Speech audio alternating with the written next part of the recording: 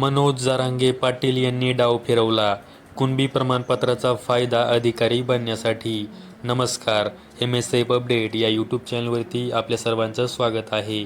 मनोज जरांगे पाटील यांच्या आंदोलनानंतर मराठा समाजाला काय मिळाले असे प्रश्न विचारले जात होते. परंतु आता नव्याने कुणबी प्रमाणपत्र मिळालेल्या उमेदवारांना याचा फायदा हा झालेला आपल्याला पाहायला मिळत आहे.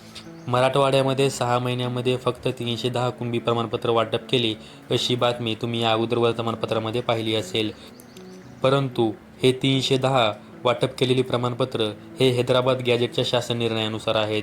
वास्तविक पाहता मनोज जरांगे पाटील यांनी जेव्हा सुरुवातीला आंदोलन केलं होतं त्यानंतर ज्या कुणबी नोंदी सापडल्या होत्या त्यावरती लाखो कुणबी प्रमाणपत्र हे वितरित करण्यात आले होते. त्याचा फायदा आता नव्याने OBC गेलेल्या मराठा कुणबी समाजाला झालेला पाहायला मिळत आहे.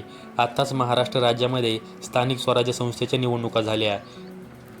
त्यामध्ये महानगरपालिका, पंचायत समिती, जिल्हा परिषद या सर्वच निकालामध्ये नव्याने OBC गेलेल्या मराठा कुणबी उमेदवार हे OBCच्या जागेवरती निवडून आलेले तुम्ही पाहिले असतील. परंतु आता राजकारणातच नाही तर अधिकारी बनण्यासाठी देखील मराठा कुणबी उमेदवारांना OBC आरक्षणाचा फायदा होत आहे. महाराष्ट्र पब्लिक सर्व्हिस कमिशन यांच्याकडून घेण्यात आलेल्या Maharashtra agriculture service mains examination 2024 अशीच आपले एक उमेदवार आहेत ज्यांना या OBC आरक्षणाचा फायदा झालेला आपल्याला पाहायला मिळत आहे. त्यांचं नाव आहे रेणुका अशोक बागलानी. यांची OBC महाराष्ट्र लोकसेवा आयोगामार्फत घेण्यात आलेल्या कृषी विभागाअंतर्गत उपसंचालकपदी निवड झालेली आहे. त्यानंतर त्यांनी मनोज जरांगे पाटील यांची भेट घेऊन त्यांचे आभार व्यक्त केलेले आहेत. त्याचबरोबर मनोज जरांगे पाटील यांनी त्यांचा सत्कार करत त्यांना पुढील वाटचालीसाठी शुभेच्छा दिलेल्या आहेत.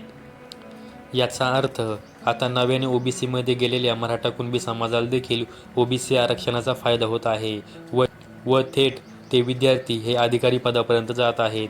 या निकालासंदर्भात तुमचं मत काय आहे हे व्हिडिओच्या कमेंट बॉक्समध्ये कमेंट करून नक्की सांगा आणि अशाच माहितीसाठी आपल्या यूट्यूब चॅनलला सबस्क्राईब करून ठेवा. संपूर्ण व्हिडिओ पाहिल्याबद्दल धन्यवाद.